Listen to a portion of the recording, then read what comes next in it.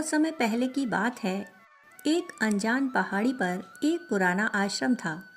लोग कहते थे कि वहाँ एक अदृश्य रक्षक रहता है, पूर्ण मौन में, पूर्ण जागरण में। उसी रक्षक के पास जीवन के 3 द्वारों का रहस्य छिपा था। एक दिन एक युवा यात्री वहाँ पहुँचा। उसका चेहरा थकान और बेचैनी से भरा था। उसने कहा, मैं सुख की तलाश में आया हूँ। मैंने हर जगह खोजा पर नहीं मिला। रक्षक ने मुस्कुराकर उसे भीतर बुलाया। रक्षक ने पहला द्वार खोला। अंदर एक विशाल चमकीली झिलमिलाती भूल भुलैया थी। उसमें सोने के महल, शीशे के रास्ते और अनगिनत मिलने योग्य वस्तुएं थीं। यात्री बोला, यह कितना आकर्षक है। क्या सुख यहाँ है? रक्षक ने कहा, यह लोभ का द्वार है। यहाँ हर मोड़ पर तुम्हें वही दिखेगा जो अभी तक नहीं मिला है, और जैसे ही तुम किसी वस्तु को पकड़ने जाओगे, वह अगले मोड़ पर चली जाएगी। यात्री भागकर भीतर गया। कुछ ही क्षणों में उसका दम घुटने लगा। हर मिलने वाली चीज अगले क्षण गायब हो जाती, और जितनी दूर वह जाता, सुख उतना ही दूर होता जाता। वह डर कर भाग आया। रक्षक ने दूसरा द्वार खोला। अंदर हर जगह धुंध फैली थी। धुंध के बीच पुराने घर, परिवार, मित्र, प्रेम, सबके धुंधले चित्र उभरते। यात्री की आंखें नम हो गईं। ये तो मेरे खोए हुए पल हैं। कितना सुंदर था सब। ऐसा लगता है यही मेरा सच्चा सुख था।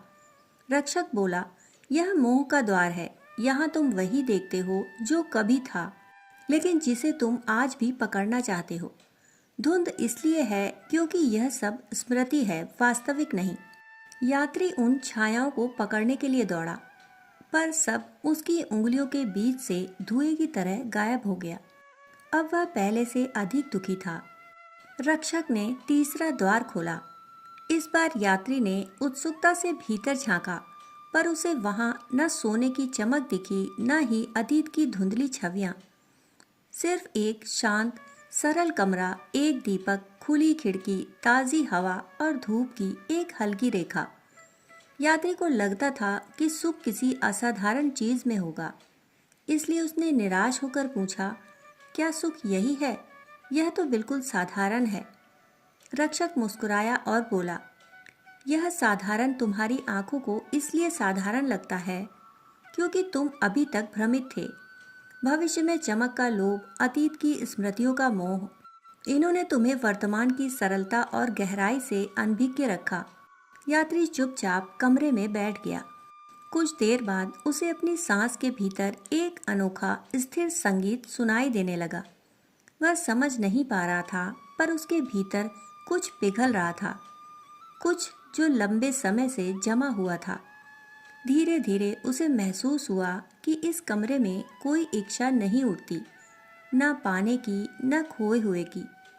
यहाँ बस जो है वही है, और उसी में एक अजीब सी पूर्णता छिपी थी, जैसे किसी ने उसके भीतर शांत जल का एक सरोवर खोज दिया हो।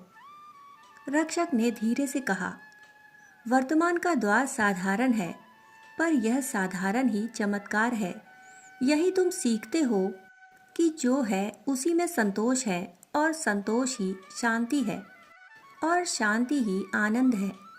जब ना अधिक पाने की लालसा रह जाती है और ना खोए हुए का अफसोस, तब मन खुली खिड़की की तरह हल्का हो जाता है, और जो कुछ तुम्हारे पास है वह अचानक अपर्याप्त नहीं बल्कि उपहार लगता है।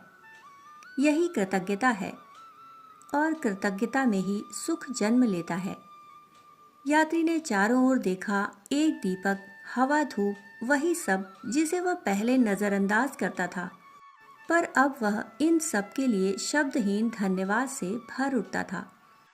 उसने महसूस किया, सुख कहीं बाहर नहीं था, न अतीत की स्मृतियों में, न ही भविष्य की योजनाओं में।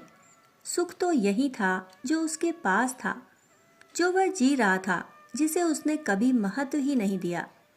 उसी क्षण उसे वर्तमान का द्वार नहीं, स्वयं अपने हृदय का द्वार खुलता हुआ महसूस हुआ। रक्षक ने अंतिम में कहा, याद रखो युवक, भविष्य तुम्हें दौड़ाता है लोभ बनकर, अतीत तुम्हें बांधता है मोह बनकर, और जब तुम इन दोनों से मुक्त होते हो तभी वर्तमान तुम्हें अपनाता है सुख बनकर। यात्री ने सिर झुकाया। वह अब सुख की तलाश में नहीं था, वह सुख में था, और वह साधारण कमरा उसके लिए संसार का सबसे रहस्यमय, सबसे पवित्र स्थान बन गया था।